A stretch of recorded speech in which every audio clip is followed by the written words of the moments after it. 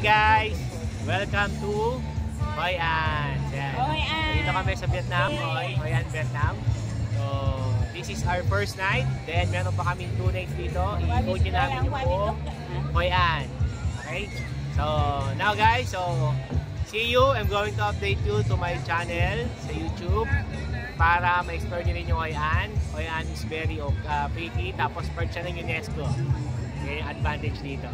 Okay, so yan. So, I suggest, punta kayo dito and explore Hoi An. Hey there. Subscribe to my channel. And also press this bell icon. Okay guys, so yan. So, ganito yung situation dito. So,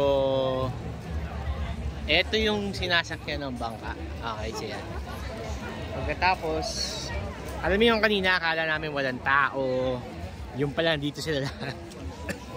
Okay. So, yan. So, ganyan pala siya. Okay, yan.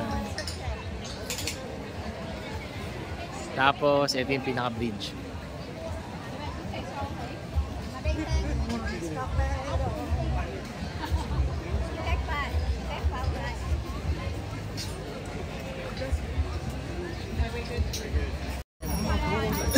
Ayan guys, so kung gusto nyo i-try yung boat dito sa Hoi An, okay? Ito yung presyo nila. So yan yung try namin. So ang bilihan ng ticket, okay, huwag kayong bumili kung kanino ka.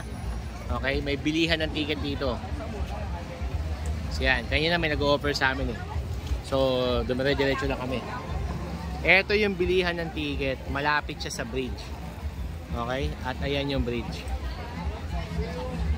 Okay, so ito yung bridge. Yan lang ang bilihan ng ticket. So this is 1 to 3 packs per 150,000 and then 4 to 5 packs per 200,000. 20 minutes na boat ride. Okay, so yan. So sige, try na namin to. Okay guys, so ito yung ticket. Di ba baliktad pa, no? Epic. So ito yung ticket na nakuha namin. So this is, yan, 1 to 2 packs is 150,000. So 4 to 5 packs is 200,000. Okay. Yan siya. So dito bibili. Hindi na kami kumuha ng lantern kasi sayang eh. Andun lang siya, nagiging kalat oh. Okay, so yun. So mas gusto namin ma-experience yung boat riding dito. Okay, so yan. So wait lang kami kung saan kami sasakay. Baka dito. Okay guys, so yan. Sasakay na kami. So, amin na.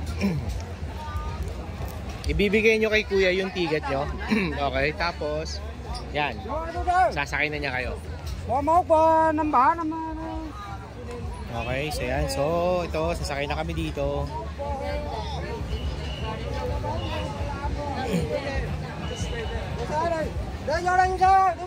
Sug ka doon. Dahan-dahan lang.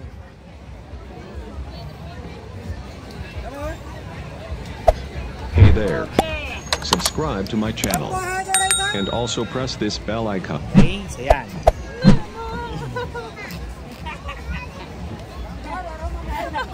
Mag-life jacket ka. Mag-life jacket ka muna. Ayoko. Okay. So yan guys. So, andito na kami ngayon. So, andito na kami ngayon sa boat. Okay. So, ganito siya. Oh, life jacket. Okay. So, mag-life jacket lang kami guys kasi requirement nila. This is 20 minutes. So, kung tatlo kayo, 150,000 lang. Kung dalawa kayo, ganun pa rin, 150,000 pa rin. Okay. Kung 4 to 5 kayo, 200,000 na siya. Okay. Yeah. Hi, how many meter? How many meter? Okay. How many feet? Ah, okay. So, nasa more than 1 meter lang daw siya. Okay, so yan. Ayan na, bumangga na kami. Okay. So yan, takot na takot yung asawa ko, no? So yan guys. So, ganito dito. Temperature check, kanina nag-send na ako, if I'm correct, nasa 20 something lang siya, 28 yata, pero hindi siya ganun kainit, okay? May buwan naman. So yan. So paikot-ikot lang dito for 20 minutes. So ganun siya. So mag-iikot-ikot lang tayo dito. Hindi na kami bumili ng kandila, ng lantern, okay? That is 50,000 each. So mura lang naman siya.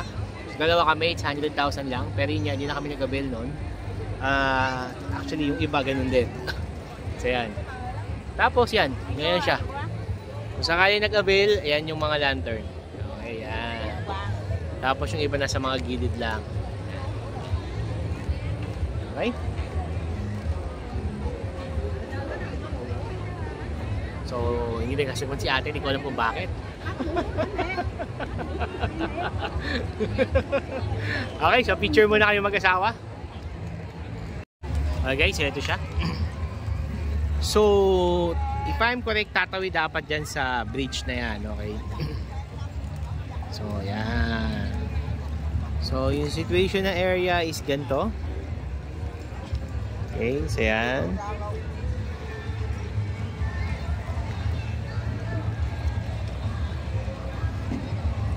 Okay, shout out kay paring Cyrus, okay? Tsaka kay Erickson, yung kumpare ko na sobrang bait at laging dilatang mata. Okay, so yan, tumawid na kami sa bridge. So ang lawak pala nito, akala natin kanina walang tao, no? Andito pala lahat ng tao, guys. Yan.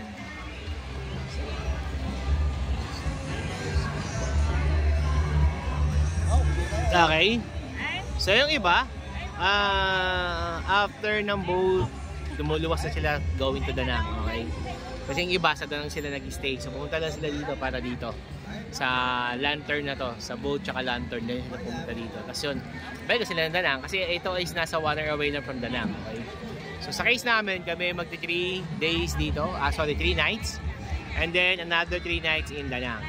Okay, so maraming pupuntahan dito guys, samahan nyo kami ikutin tong Hoi An. Okay?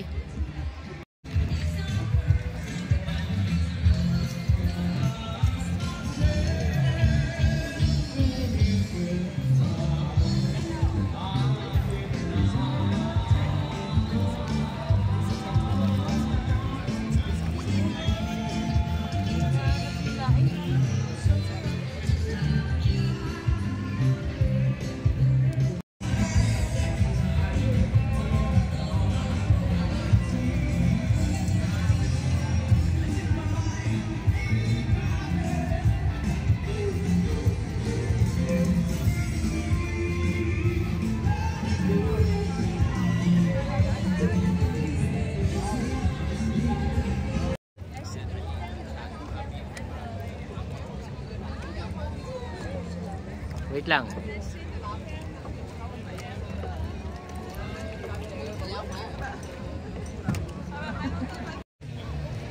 Okay guys, so ganito yung situation sa Hoi An every night, okay? So, majority of the tourists dito nagagaling ng Danang, doon sila nag-i-stay, doon sila nag-check-in. Doon kasi yung mga hotel, okay? So kahit kami, doon kami naka-check-in, so may hotel kami doon. Pero 3 days from now pa, okay? So kasi 4 days, 3 nights kami dito sa Hoi An. Iikot nyo namin yung buong Hoi An. Tomorrow is magko-coconut boat. Okay, yun yung gagawin namin dito. So yan, so pwede kayo mag-look if you want, pero yun nga sa amin is ang target namin mag-DIY, pero if ever na alanganin, baka mag-look din kami. So hindi masama mag-compare ng price, check mo na rin, okay?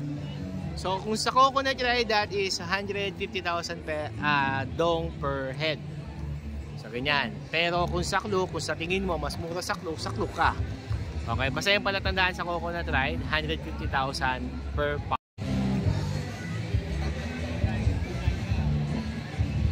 Okay? So this is our first night in Hoi An. So another 2 nights to go, and then we're going to Danang. Okay? So marami pang gagawin dito sa Hoi An. So nightlife nandito, pwede nga mag-inom ng beers dyan. So may mga restaurant din, okay? So it's up to you kung anong gusto mong gawin sa Hoi An. But Hoi An is very pretty. So I advise, go to Hoi An, explore, and be a tourist. Okay, bye bye guys.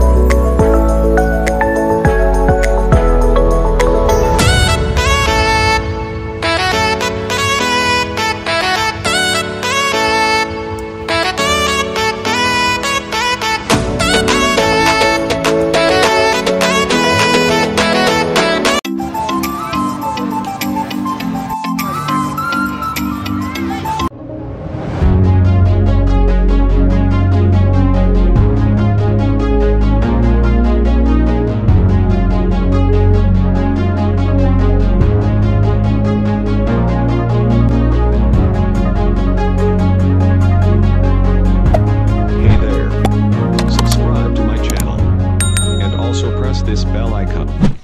Okay guys, yan. Tapos na kami mag-dinner. So may simbahan sila dito ng Catholic pero para siyang chapel, okay? Tapos yan, marami ditong electric jeep din. Katulad din sa Hanoi, Ninh Binh, okay, Hue. So yan.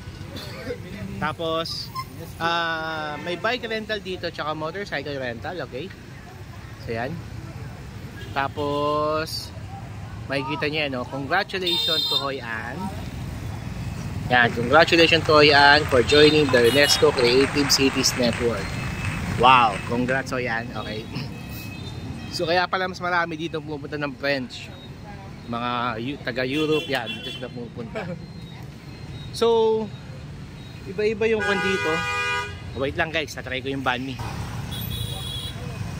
Okay, so may traffic din dito kasi ibang klase talaga sila mag-ride.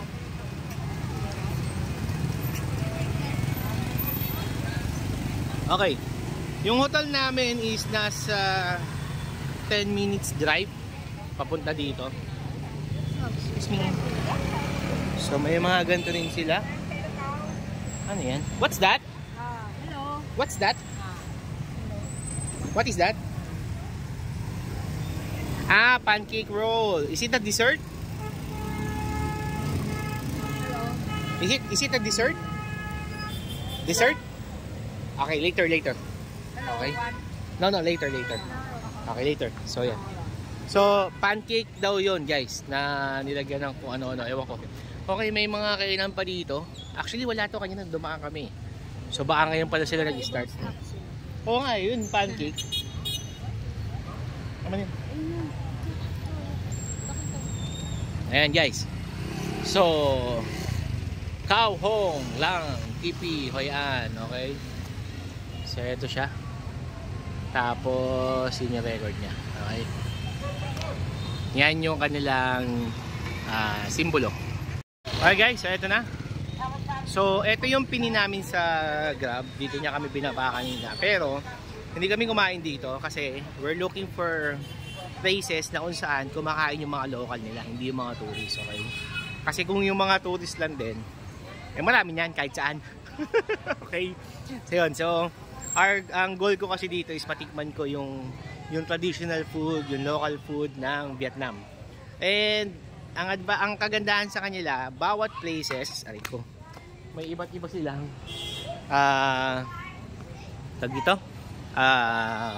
local dish. Okay, so ganoon. So hindi sila pare-pares ng local dish. Okay, so parang sa atin lang din. So ito yung mga menu nila sa loob. Okay, so halos same lang din so kanina, mataas na siya ng 10,000. Okay, so yan. Pagkatapos meron pa dun sa pinakadulo. Okay. And then eto, pinipicture lang tong barko na to. So marami nagpapapicture dyan. And then may motorcycle parking din sila. I think the parking is free. Okay. May mga bike. Regarding sa bike, depende ko sa kayo magbubook ng hotel. Pero dun sa hotel namin, sa homestay namin, okay, libre yung bike. So, pwede kang gumamit ng bike anytime. Libre siya. Wala siyang bayad. Okay. So, ganun siya. Yung motor is may bayad siya. 150,000 dong per day. Yun yung kanya sa motor. Okay. So, eto yung Hoi An sa gabi. This is 153 Trang Phu. Ayan.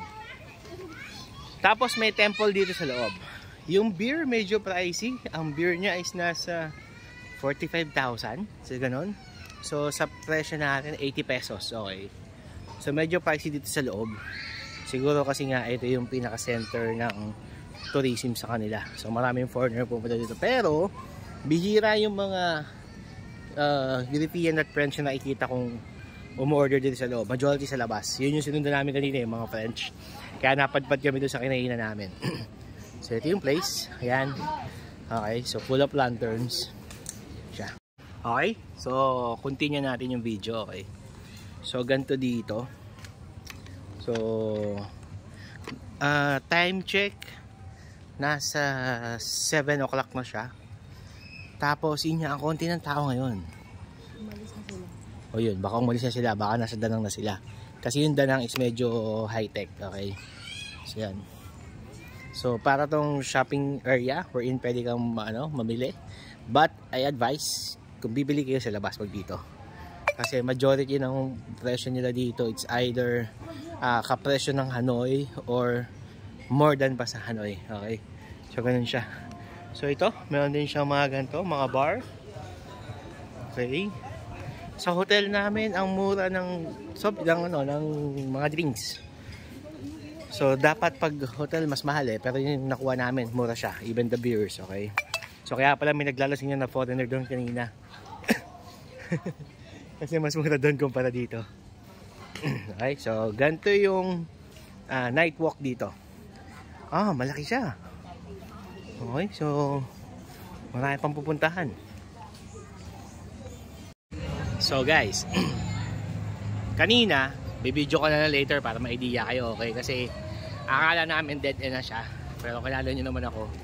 Okay, so pinasok namin yung pinakadulo. So yan, ito yung bumungad.